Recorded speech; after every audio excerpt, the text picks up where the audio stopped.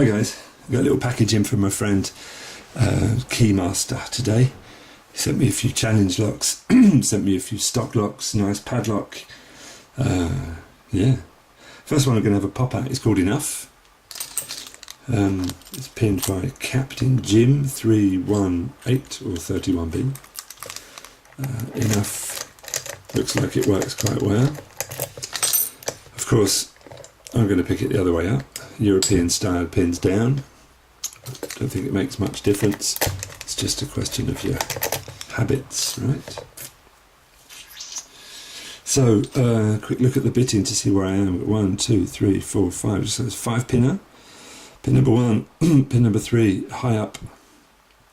Don't need much pressing. Pin number 2, 4 and 5 do. Could be interesting. Are we going to get anywhere? We'll have a look. Got a nice, Sparrow's heavy bar fits nicely into this key, right? What we're going to pick with. Let's go in first with a homebrew. This is from my friend Roblocks. Sent me this wonderful homebrew pick. Great feedback. Nothing on one.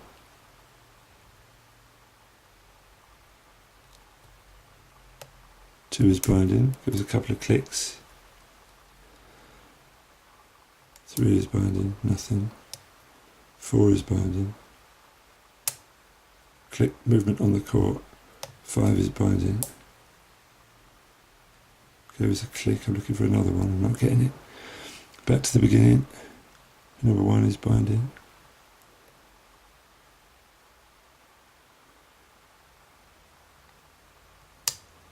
Little tiny click, movement on the court. That will do. Pin number 2 nudged out the way. Pin number 3 could be binding, counter rotation.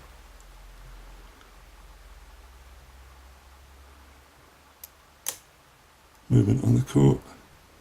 Pin number 4, nothing. Pin number 5 is binding hard.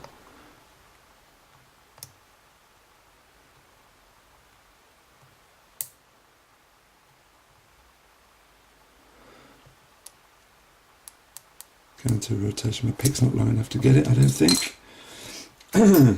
SS Dev.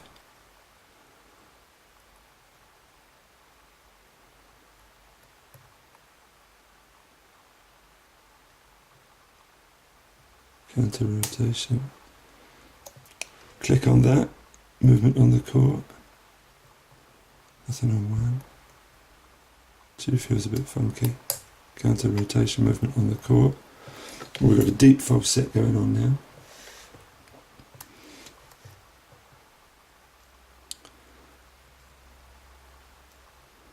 Bit of resistance on pin number 4, I think. And we're open. Enough, said the challenge lock. Enough. Let's have a look, switch it round. Oh, we need a screwdriver for this. This is going to be tricky. So just let me pose this down here. This is going to teach me for not checking tools before we start picking. Huh? Luckily for us, the screws are not tight, so a little dimple pick does the job. Please just pray the second one's not tight. Oh, I love you, the last person that put this lock back together. Would have been Keymaster, I think.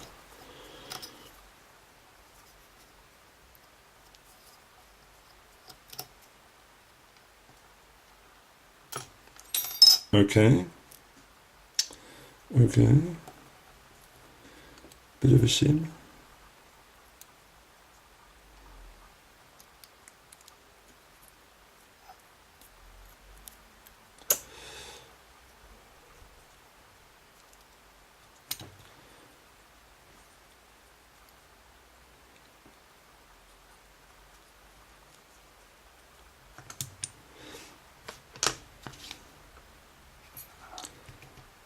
And 1.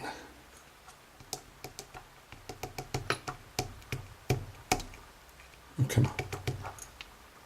What you playing at? And 2. And 3. 4. They don't want to come out, do they? Doesn't feel like a lot with high tolerances, but the pins were certainly sticking in. So what have we got? Overset traps, serrations and T-pins. Let's go what I would call downstairs and everybody else seems to call it upstairs.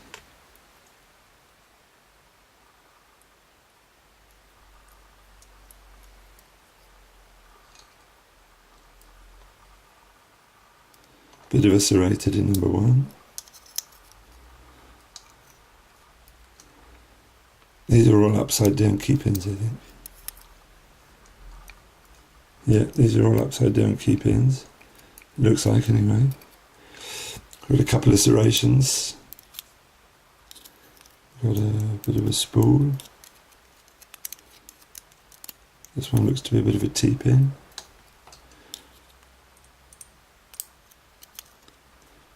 And number 5, a bit of a strange T-pin shape thing. Let's get some zoom. Wait, excuse me. Okay, so it looks like we've got upside down key pins as our drivers. All quite ornate, all quite nicely made. We've got some attention to detail, I think, here. Looks like we've got a T-pin with a tapered end. Number 5, another T-pin in 2. Very nicely made, I quite like that. Enough. Let's have a quick look at the core. We get any focus going on here? Doesn't want it, does it? Looks to me like we've got threading and threading and undercutting and undercutting. Alright, so just about every chamber's modified. It didn't really seem to matter that much. The lock wasn't particularly difficult to pick. So that was enough from CaptainJim318. Thank you very much, Mr. Jim. Thank you very much, Keymaster, for sending that on. And thanks very much, Rob, for this wonderful homebrew short hook, Euro hook, which gave me fantastic feedback at the beginning. I'm going to be using this a lot more often in my videos, I think. So thanks, guys. Speak soon.